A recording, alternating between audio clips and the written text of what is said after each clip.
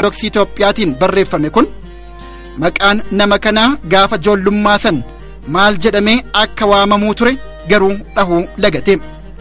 Kunis eenyummaa oromummaa nama kanaa dhoksuuf ta'e jedhamee kan irra utaalame ta'uu hubachiisa jechuun qeequ beektonni seenaa. Siidaa tokko Finfinnee keessatti dhaabuun alatti seenaa oromticha kanaa ibsuuf barruun yookiin yaadannoon biraa ol kaayame tokkollee hin mul'atu.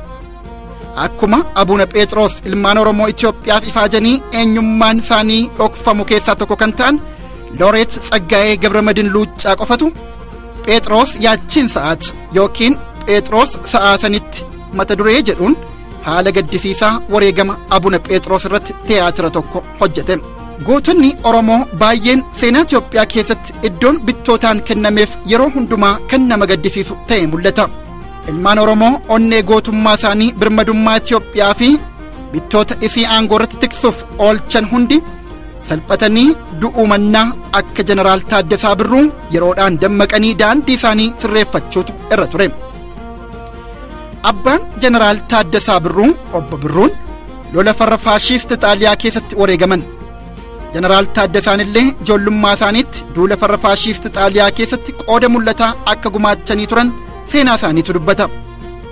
Jeneraal Taaddasaa Birruu osoo oromummaa isaanii hubatanii gara daandii kaayyoo saba isaaniitti hin seenin dura sirna nugusichaa Hayila Sillaaseef nama galata guddaa oole turan. Qondaalota waraanaa Oromoo garuu kan yaadaan amaaroman kan akka Jeneraal Daawit Abdii, Jeneraal Qadiidaa Gurmeessaa, Jeneraal Jaagamaa Keelloo fi Jeneraal Waaqjiraa Sardee waliin ta'uun yaalii fonqolchaa Mangistuu Newaayii fi Girmaamee Newaay sirna nugusichaa irratti taasisan kan fashalsan keessaa tokko Jeneraal Taaddasaa Birruu turan. Jeneraal Taaddasaan yeroo sanitti laalcha hamaa bittoonni Itoophiyaa Oromoo irratti qaban hubachuuf hiree hin arganne turan. Isaaniif yeroo sanitti Itoophiyaan haadha hundaa, Oromoonis saba kabajaa eenyuyyuu gadi hin taane qabu itti fakkaata ture. Oromummaa Jeneraal Taaddasaa kan quba hin qabne muummichi ministeeraa yeroo sanii Akiliiluu Habtewald sirni isaa Oromoo irratti addatti maammata akkaan hamaa kan hordofu ta'uu yeroo dubbatu Jeneraal Taaddasaan maal keessa akka jiran hubachuuf hiree argatan. Murtee gootummaa isa dhugaarras hoggasuma gahan.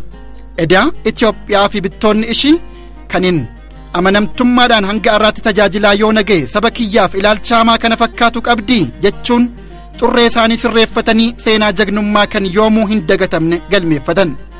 Itoophiyaan kan jireenya isaa guutuuf isiif galata oole hunda ija tokkoon yerootti ilaalte hin qabdu.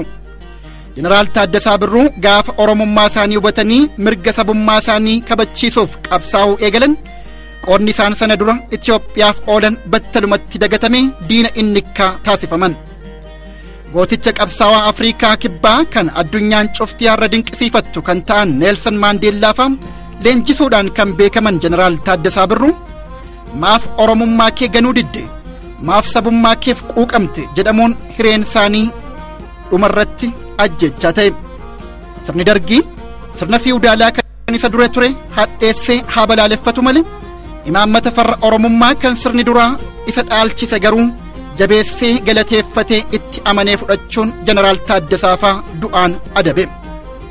Bittoonni Itoophiyaa aangoo irratti wal haa dhabamsiisanis malee dhimma Oromoo irratti garuu yerootti wal didan hin qabanii. Zamana dargii keessas jeneraalonni bebbeekamoon baay'een dhiigaan Oromoo turan. Jara kana keessaa hangi tokko yaalii fonqolchaa bitootessa bara 1989 keessa Mangistuu Hayilamaariyaam irratti taasifame fashalsuun sirnicha baraaran. Garuu galata Mangistuu Hayilamaariyaam irraa argatan hin qaban. Baay'een isaanii ammoo yaalii fonqolchaa keessatti qooda fudhatanii gara jabinaan ajjeefaman. Isaan kana keessaa Jeneraal Damissee Bultoofaa ajjeefamuun hanqannaan reeffisaa kabajaa dhowwatame makiinaatti hidhamee daandii magaalaa Asmaraa keessa harkifame. Oromoon Itoophiyaaf waardiyyaa dhaabbate kamuu dhumarratti ni salphate malee galataa fi ulfina argate tokkollee hin qabu. Arras ilmaan Oromoo waraana sirna amma jiru keessatti hiriiranii mootummaa Mallas Zeenaawii tajaajilaa jiran dhumni isaanii kanarraa adda ta'uu hin danda'u. Galanni Itoophiyaan yeroo hundumaa Oromoof qabdu galata koobaati waan ta'eef. Daawwattoota keenya karaa ispoortii Itoophiyaa addunyaadhaan wal barsiisuu keessatti hoo qoonni ijoollee Oromoo kaleessaa qabee hanga har'aatti maal fakkaata? karaa hojii hawaasummaa hoo? galanni koobaa kutaa 5ffaa fi kan xumuraa 7 dhiyaatu kanarratti xiyyeeffata. hangasittuu nagayaatti.